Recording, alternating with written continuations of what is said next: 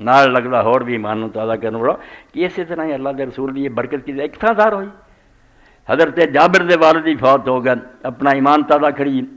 عبداللہ انہوں دا نام سی، وہ بھی صحابی ہے بہت بڑے، جابر بھی صحابی، ایکو بیٹا سے اپنے باپ دا۔ تسی بھی جے جنہاں دی کئی بھیناں ہون گیاں، اپنے باپ دا ایک بیٹا، توجہ نہ سننا۔ جس دن جنگ احد ہویا حضرت عبداللہ نے بلا لیا باپ نے اور آخیا جابر بیٹا میں اپنے خدا کو بہت دعا منگتا رہا کہ اللہ تعالیٰ میرے شہادت دی موت نصیب کرے،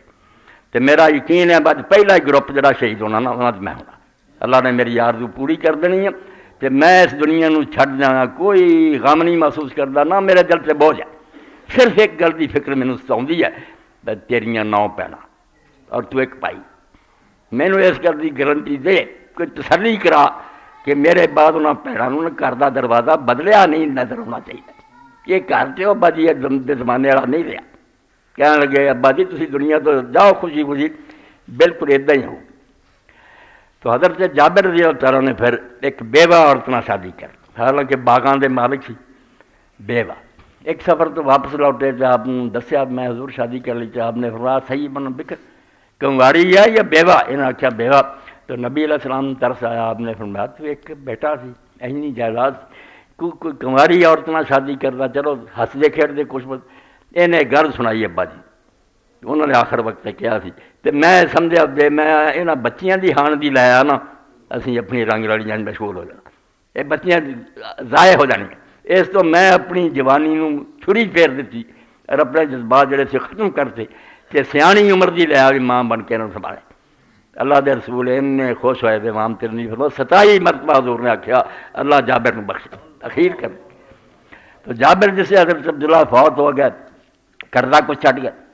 یہودی نام مراد جڑے سے انہوں نے تنگ کرنا شروع کیا قرضہ دی، انہیں بہت ترلا کیا تو تسی کوئی صبر کرو دے دوں گا، نہیں مانے۔